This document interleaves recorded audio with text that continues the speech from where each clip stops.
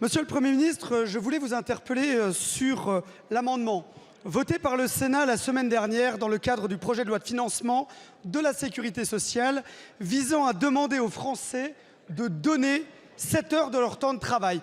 Je vous répète, Monsieur le Premier ministre, de donner 7 heures de leur temps de travail. Comment peut-on décemment demander à nos concitoyens de travailler gratuitement? Comment peut-on galvauder à ce point cette valeur travail et les effets bénéfiques d'émancipation, d'intégration, d'épanouissement et bien d'autres qu'elle génère? Il est important de défendre cette valeur travail et surtout d'arrêter de toujours plus taxer les travailleurs qui sont déjà les principaux contributeurs de notre solidarité. Monsieur le Premier ministre, on sait que le projet de loi de financement de la sécurité sociale est voué à un 49.3. Vous engagez-vous à retirer cette disposition du texte? De plus, que comptez-vous faire pour que le travail paye plus et paye mieux? Et que comptez-vous faire pour qu'enfin le net sur la feuille de paye récompense l'engagement de ceux qui travaillent? Vous m'interrogez sur la proposition adoptée par le Sénat de financer la branche autonomie de la sécurité sociale par la mise en place d'une contribution de solidarité par le travail équivalent à 7 heures par an. Le Sénat a eu le mérite de poser ce débat qui en réalité en cache un autre, qui est celui plus général du financement de notre protection sociale et de notre modèle social.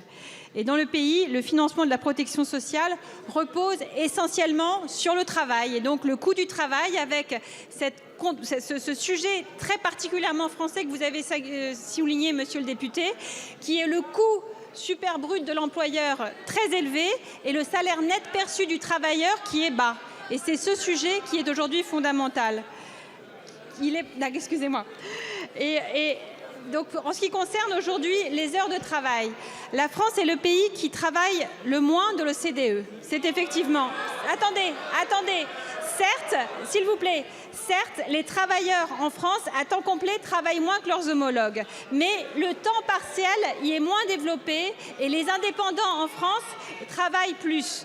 Donc le sujet, c'est moins la question du travail sur toute une année que le travail sur toute une vie. Parce qu'en France, on s'insère plus difficilement sur le monde du travail quand on est jeune et on y part plus tôt.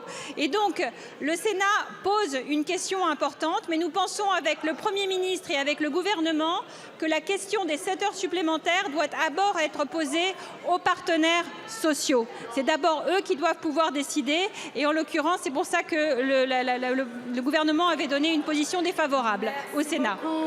Moi, je vous parle de ceux qui contribuent, de ceux qui travaillent. Il y a des possibilités pour trouver d'autres sources de financement que toujours taper sur les mêmes, que de toujours aller chercher vers ceux qui se lèvent le matin pour aller travailler. C'est ça la réalité de ma question, Madame la Ministre.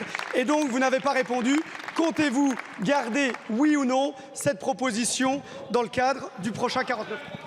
Monsieur le Premier ministre, je tenais d'abord à vous faire part de mon indignation quant à votre choix de faire répondre le ministre de la Pêche sur la question de la protection des migrants. Le 21 novembre, la Cour pénale internationale a émis des mandats d'arrêt contre Benyamin Netanyahou et Mohamed Deif.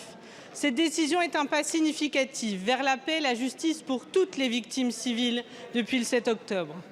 La Cour pénale internationale a pris cette décision avec responsabilité et gravité.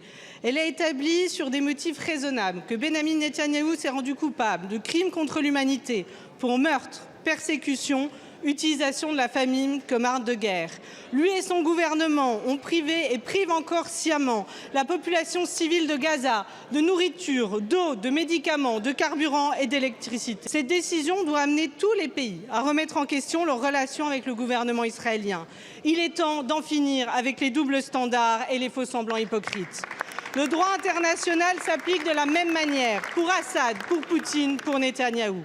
Alors, Monsieur le Premier ministre, pouvez-vous nous dire quelles mesures concrètes votre gouvernement entend prendre pour faire respecter le droit international et faire en sorte que la France ne soit pas complice des actes qualifiés par la CPI de crimes contre l'humanité? On peut toujours faire des polémiques, on peut toujours...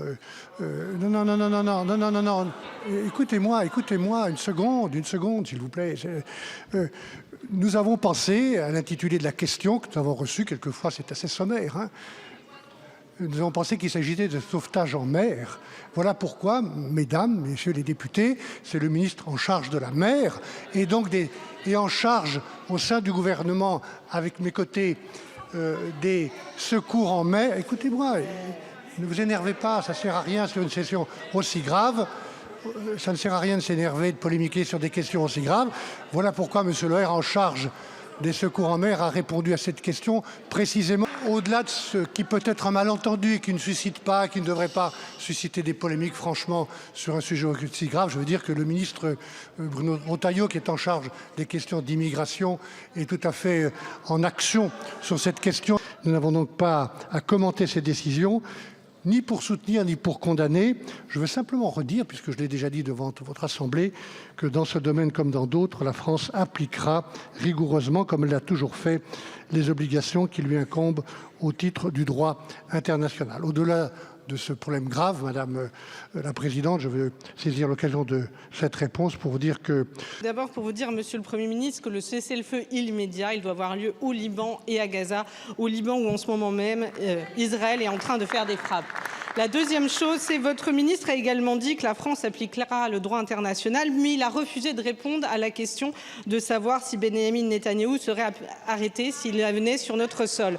Monsieur le Premier ministre, nous avons besoin de clarté. Quand vous dites appliquer le droit international, est-ce que ça veut dire que dans l'hypothèse où Benyamin Netanyahou viendrait en France, il serait arrêté? Ce tribunal est fait pour l'Afrique et pour les voyous comme Poutine.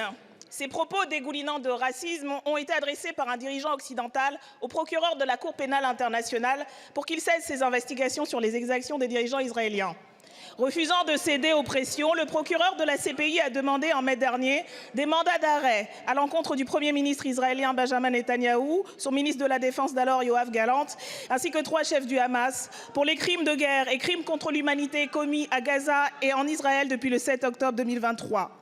Ce jeudi 21 novembre, la chambre préliminaire de la CPI, qui a elle aussi fait l'objet de nombreuses menaces, a suivi ces réquisitions et délivré 3 mandats d'arrêt contre Netanyahou, Gallant et Deif, le dernier responsable du Hamas possiblement encore en vie. C'est une décision historique majeure qui signe peut-être, nous l'espérons, la fin de l'impunité d'Israël, de ses complices et de ses soutiens inconditionnels. Les 125 États membres de la CPI ont désormais l'obligation d'arrêter les fugitifs qui se trouveraient sur leur territoire. La majeure partie d'entre eux ont indiqué qu'ils le feraient. Toutes ont bu, quelques-uns comme l'Allemagne ou la Hongrie s'y refusent. La France, quant à elle, s'est montrée bien timorée, là où elle devrait parler clairement et agir avec célérité pour faire cesser les massacres qui continuent. Les victimes se comptent par dizaines de milliers à Gaza depuis plus d'1 an. 70% de femmes et d'enfants dont la moyenne d'âge est de 5 ans. Et maintenant, les criminels sévissent aussi au Liban. Monsieur le Premier ministre, votre gouvernement arrêtera-t-il, oui ou non, Netanyahou et Gallant si d'aventure ils se retrouvaient sur notre territoire? Comptez-vous, oui ou non, entreprendre des poursuites à l'encontre des ressortissants français qui ont pris part, sous les ordres israéliens, aux crimes poursuivis par la CPI? Comptez-vous, oui ou non, mettre fin aux livraisons de matériel militaire qui permettent à l'armée israélienne de commettre ces crimes? Comptez-vous, oui ou non, demander la fin de l'accord de coopération entre l'Union européenne et Israël? Quand reconnaîtrez-vous l'État de Palestine? Nos engagements internationaux et la conscience de notre commune humanité nous obligent. Vous en avez le devoir. Agissez. Vous me posez une question, Madame Obono, je voudrais vous donner les réponses suivantes. La Chambre préliminaire de la Cour pénale internationale, comme vous l'avez dit, a délivré le 21 novembre des mandats d'arrêt visant le Premier ministre et l'ancien ministre de la Défense de l'État d'Israël, ainsi que le chef militaire du Hamas. La Cour opère de façon indépendante, une indépendance à laquelle, comme partie au statut de Rome, nous sommes très attachés et nous n'avons pas vocation à commenter ces décisions, que ce soit pour les soutenir ou pour les critiquer. La France appliquera, comme elle l'a toujours fait, les obligations qui lui incombent au titre du droit international. Depuis le début du conflit à Gaza, nous avons demandé à toutes les parties le respect du droit international humanitaire et la protection des civils, condamné leurs violations. Nous avons notamment condamné dans les termes les plus forts l'odieux massacre antisémite perpétré le 7 octobre 2023. Il n'y a aucune équivalence possible, Madame Obono, entre le Hamas, un groupe terroriste, et Israël, un État démocratique. Nous continuons de demander un cessez-le-feu, la libération inconditionnelle de tous les otages et l'entrée massive d'aide humanitaire à Gaza pour mettre fin à la tragédie dans laquelle est plongée la région depuis plus d'1 an et retrouver enfin les chemins d'une solution politique juste et durable avec 2 États israéliens et palestiniens vivant côte à côte.